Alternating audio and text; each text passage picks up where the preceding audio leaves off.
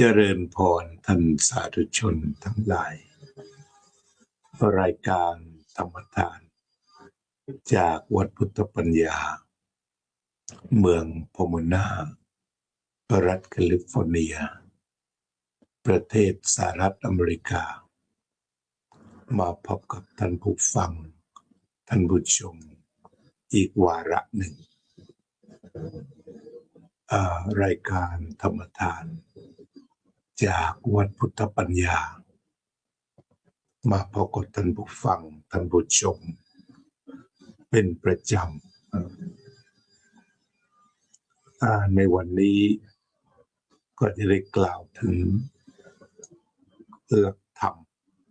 ในทางพระพุทธศาสนากันอีกเนื่องจากมีผู้ปรารภว่าในบางคราวยังไม่มีความเข้าใจต่อเนื้อหาอันลึกซึ้งของสวดมนต์แปลคือแปลได้แบบที่เรานั่งสวดกันแต่ว่าความลึกซึ้งของแต่ละคำยังไม่มี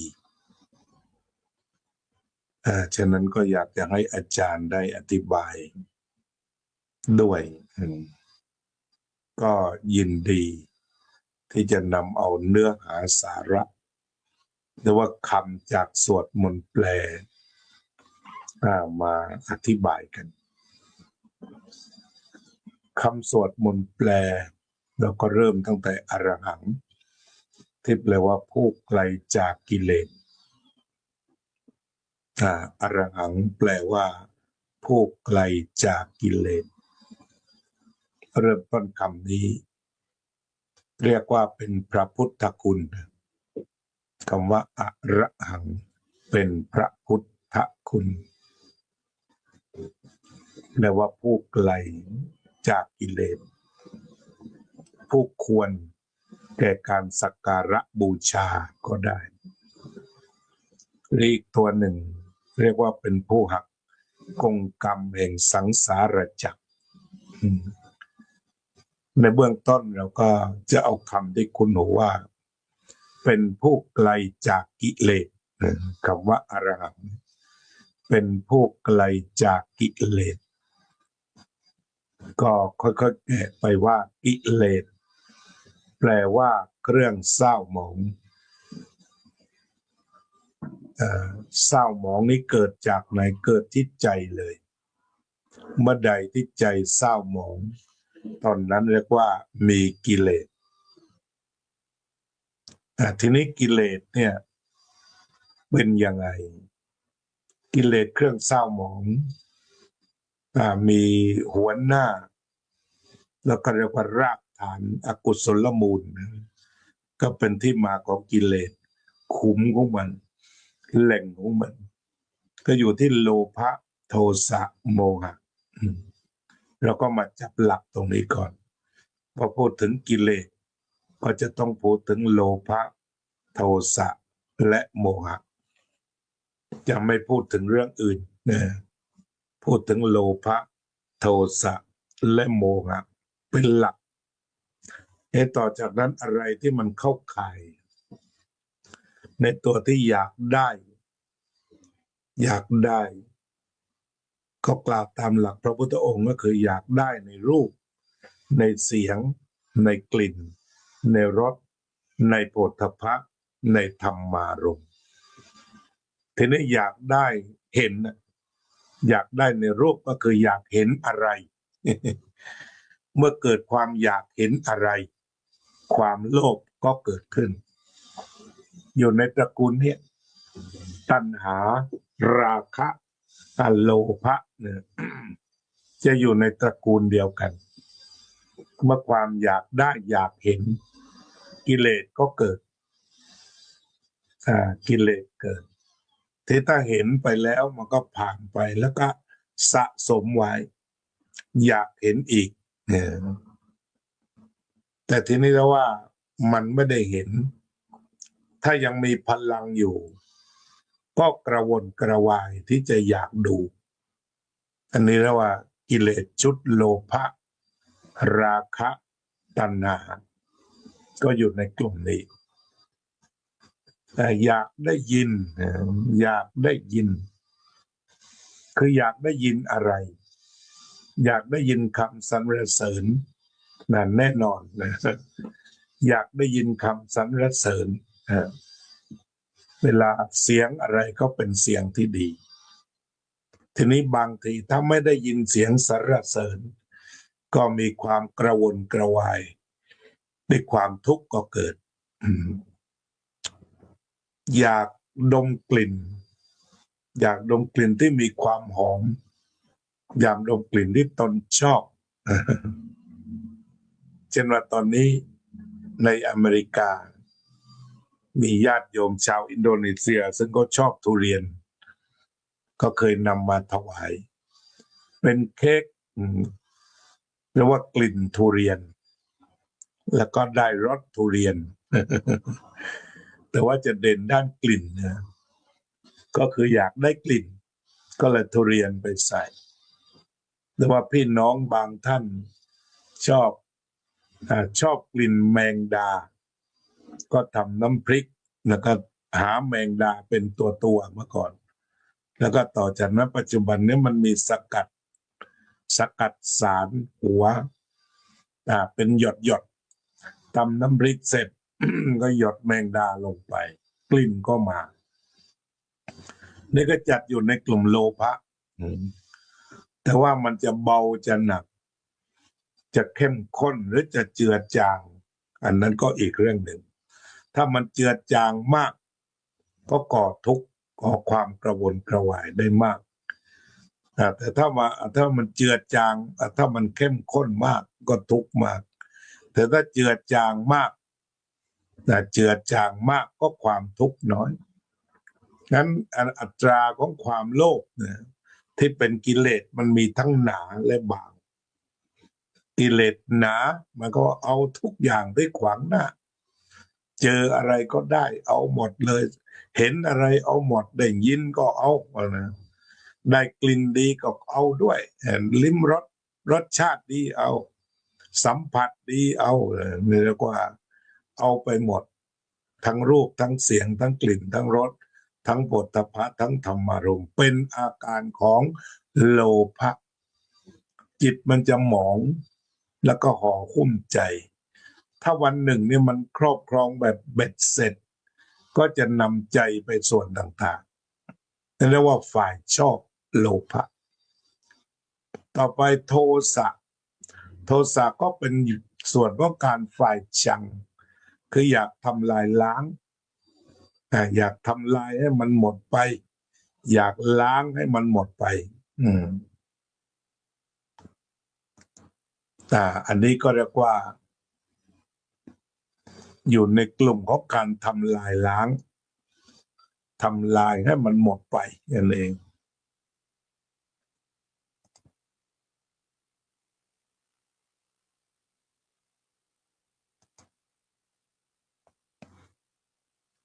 กลุ่มนี้ก็มีตั้งแต่ปฏิฆะ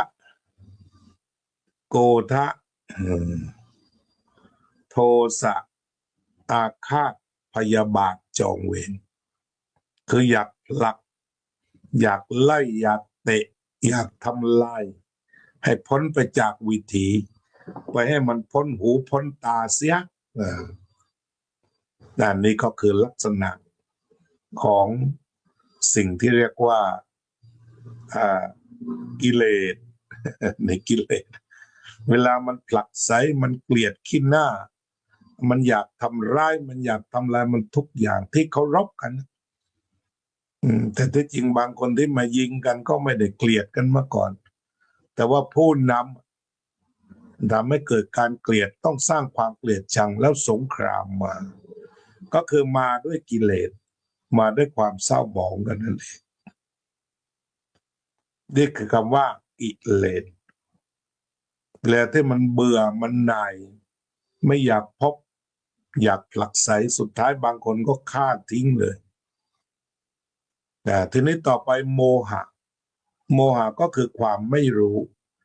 เวลาโกรธก็ไม่รู้ตัว เวลาอยากได้อะไรจนลืมตัวก็ไม่รู้ตัวในขณะนั้นทำไปไม่คิดถึงความดีความชั่วว่าไปจนชั่วในที่สุดอย่างการปล้นทรัพย์ไม่รู้สึกถึงความดีชั่วเดินหน้าปล้นสถานเดียวก็เข้าคุกก็ยังไม่คิดออกมาปล้นต่อหรือคราวหนึ่งก็เรียกว่าฆาตกรต่อเนื่องฆ่าไปเรื่อยออกจากคุกกลับมาเอาฆ่าต่อไปอีกในระหว่างทุกอย่างขับเคลื่อนด้วยโมหะกิเลสเต็มแต่ในนี้ถ้ามาดูพระพุทธเจ้าคือกฎตรงข้ามไปหมดพระองค์ดำเนินชีวิตด้วยจิตอันบริสุทธิ์ไม่มีกิเลสพวกนี้เหลืออยู่เป็นผู้ไกลคำว่าไกลก็คือไม่ได้ใกล้เลยอยู่ไกลสุดเลยกิเลสได้อยู่ไกลไม่ได้เข้าใกล้โลภะก็ไม่มีไกลลิบลับโทสะไม่มีโมหะไม่มีนี่คือความหมายของคำว่าอะระหังทีนี้อีกคำหนึ่ง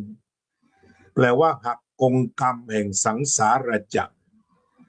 ก็คือวงจรกิเลสนี่เองกิเลสกรรมวิบากเวลาตาหูจมูกลิ้นกายใจได้เห็นได้ยินได้ดมกลิ่นได้ลิ้มรสได้โผฏฐัพพะแล้วเผลอสติก็คือโมหะมาจากนั้นก็เกิดความโลภอีกพอกิเลสก็ทำกรรมทำอะไรล่ะจะครอบครองจะสะสมหรือจะลักขโมยก็เป็นกรรมแล้วก็สุดท้ายวิบากมีผลออกมาแม้จะแสบเผ็ดร้อนแต่ไม่หลาบจำเพราะมันหลงก็แปลว่าออกไม่ได้ก็เดินต่อไปอีกสร้างกิเลสต่อไปแล้วต่อไปก็สร้างวิบากเกิดวิบากไม่รู้อีกมาจ๊ะเอกับโมหะอีกทีนี้พระพุทธองค์เนี่ยพระพุทธคุณแปลว่าผู้หักกงกรรมแห่งสังสารวัฏผู้หักกงกรรมสังสารวัฏหมายความว่ากิเลสไม่มีกรรมไม่มีวิบากไม่มีโมหะไม่มีจบอันนี้คือคำว่าอะระหังที่ญาติโยมบอกสวดมนต์ก็รู้อยู่อรหังเป็นผู้ไกลจากกิเลสแต่มันยังไงมันรู้เรื่องแล้วแต่ยังงงก็คือแบบนี้แหละคือกิเลสบรรดาที่ปุถุชนมีเนี่ยพระพุทธเจ้าเนี่ยไม่มีเลยปุถุชนเนี่ยกิเลสเต็มที่เลยโลภเต็มที่โกรธเต็มที่หลงเต็มที่แต่พระพุทธเจ้าไม่มีโลภโกรธหลงเหล่านี้เหลืออยู่เลยท่านดร.ส่งเสริมไม่ทราบมีธุระด่วนอะไรหรือเปล่าวันนั้นพอดีพระอาจารย์ไม่ได้พกโทรศัพท์ไปข้างนอกก็เหมือนมีร่องรอยการโทรศัพท์มีข่าวอะไรหรือว่าจะนิมนต์ไปบรรยายที่มช.ทางซูมหรือเปล่า บอกมาได้นะบอกมาได้วันนี้เจอวันนั้นพระอาจารย์กดกลับก็ไม่เจอวันนี้เข้ามาฟังธรรมแล้วก็บอกดูส่งข้อความมาหรือคิดถึงเฉยๆ ดร.ส่งเสริมแสงทองอาจารย์มหาวิทยาลัยเชียงใหม่ถ้ากลับเชียงใหม่ก็เป็นได้ไปบรรยายกับลูกๆหลานๆทุกครั้งเป็นสะพานธรรม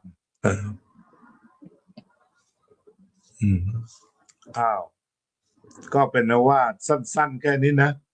เป็นผู้ไกลจากกิเลสออกไปจากกิเลสไม่มีเข้าใกล้แล้วก็ไม่มาอีกด้วยนะพระพุทธเจ้าเนี่ยกิเลสที่ตัดขาดแล้วเนี่ยไม่หวนกลับอีกด้วยนี่ก็คืออรหังจะพูดทุกวันนะเอาไปจนหมดพระพุทธคุณแล้วขึ้นพระธรรมคุณพระสังฆคุณ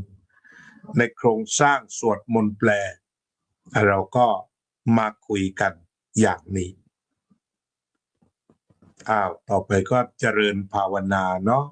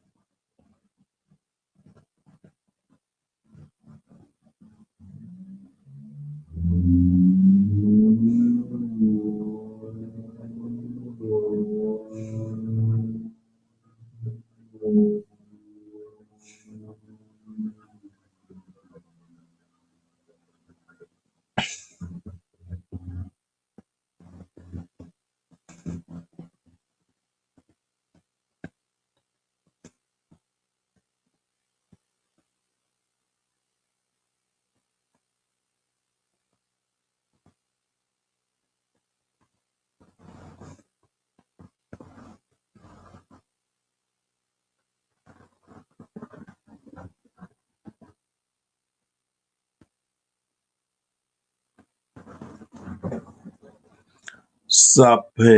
สัตตาสัตว์ทั้งหลายที่เป็นเพื่อนทุกข์เกิดแก่เจ็บตายด้วยกันทั้งหมดทั้งสิ้นอเวราโหนตุจงเป็นสุขเถิดอย่าได้มีเวรแก่กันและกันเลยอาพยาปัจจาโหนตุจงเป็นสุขเถิดอย่าได้พยาบาทเบียดเบียนซึ่งกันและกันเลยนิคาโหนตุจงเป็นสุขเถิดอย่าได้มีความทุกข์กายทุกข์ใจเลย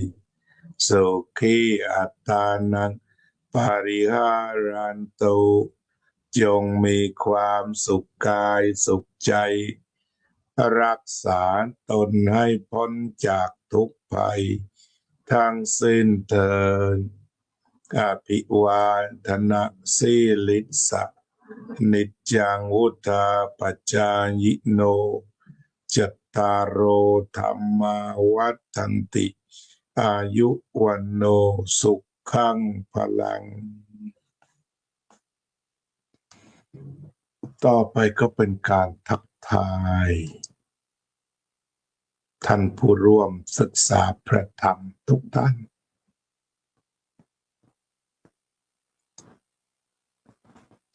เจริญพรโยมสุนิตวงศ์สุเทพ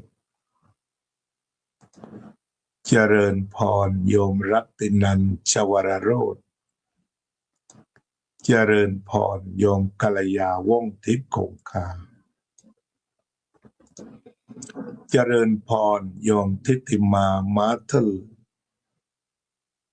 เจริญพรโยมอุบลอินทวงศ์เจริญพรโยมนิพาพรยิ่งรุ่งโรจน์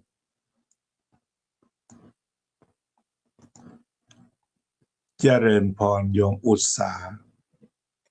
เจริญพรโยมไพจิต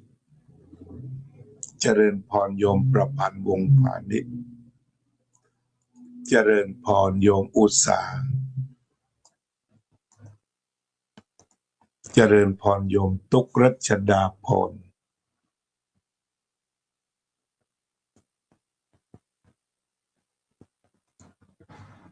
เจริญพรโยมวารินีเจริญพรโยมสุพรรณิกาฉายาลักษณ์เจริญพรอาจจะสวัสดีครับอาจารย์สาธิตครับ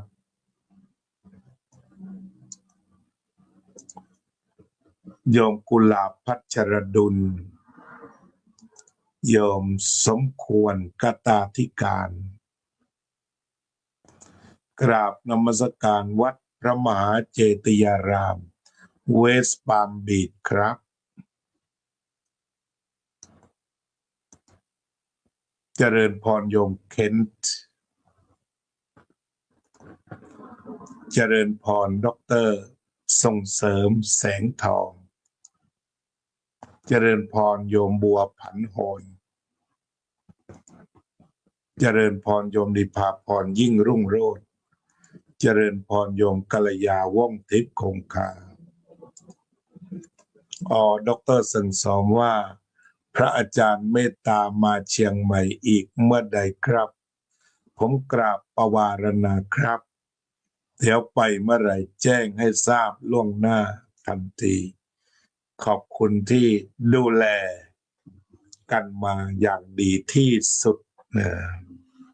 เป็นที่พักพิงทางเชียงใหม่เป็นโยมประถากชั้นยอดเทศวายปัจจัยสี่อย่างดี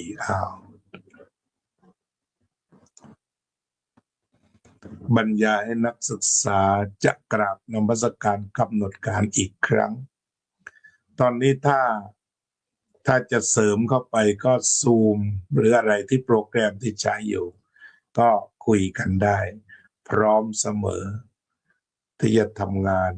ให้ลูกให้หลานแก่แล้วลูกหลานอยากฟังธรรมก็เต็มที่ เพราะมีแต่ธรรมะไม่มีอะไรขอบคุณท่านด็อกเตอร์มากเลยเจริญพรวันนี้ก็มากันพร้อมหน้าพร้อมตาขอบคุณทุกท่านก็เราจะเรียนพระพุทธคุณกันให้หมดพระธรรมคุณพระสังฆคุณเราเอาข้อความที่เราสวดในสวดมนต์แปลมาคุยกันเสียสักครั้งงั้นก็รายการธรรมทานจากวัดพุทธปัญญาก็คงจะต้องลาท่านผู้ฟังไปแค่นี้ก่อนเจริญพรโยมวัชรินทร์สิริรัตน์แต่ปีนี้ก็สนับสนุนการปลูกต้นไม้ไปแล้วเตรียมตัวเนาะ12 สิงหาแต่ประสานงานกันดีๆช่างเล็กวัดประสาทนิกรเข้ามาประจำการแล้วก็ชื่นชมเนี่ยมาพัฒนาวัดเอาบุญกันต้องลาท่านผู้ชมไปก่อนขอทุกคนอยู่เย็นเป็นสุขตลอดไปเถิด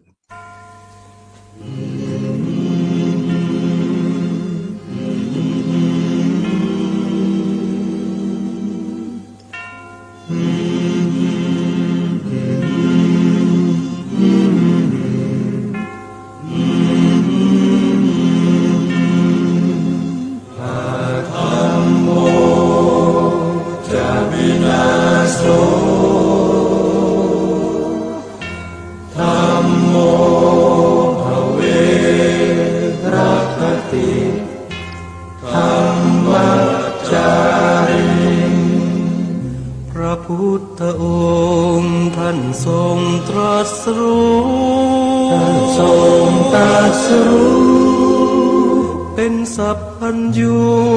ตรัสสอนความจริงตรัสสอนความจริงว่าธรรมะย่อมชนะทุกสิ่ง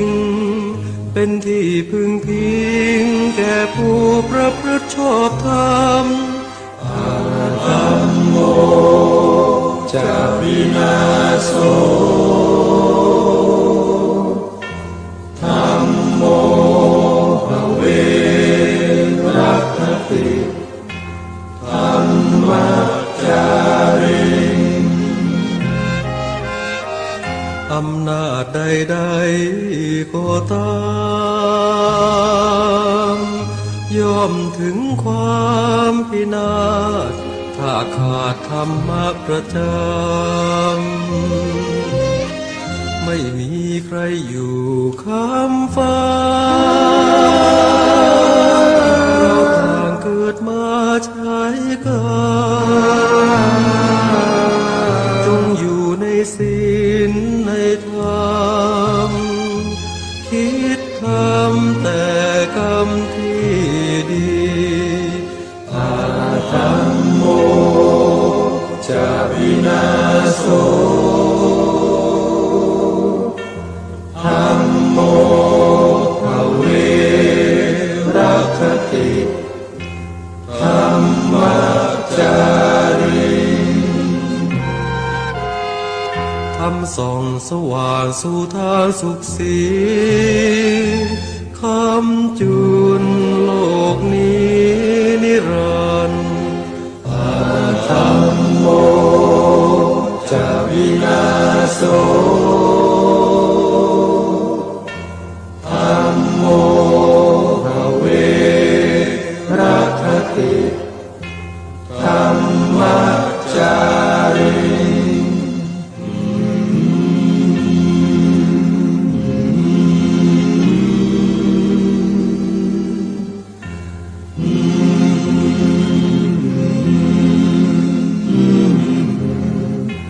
Mm-hmm.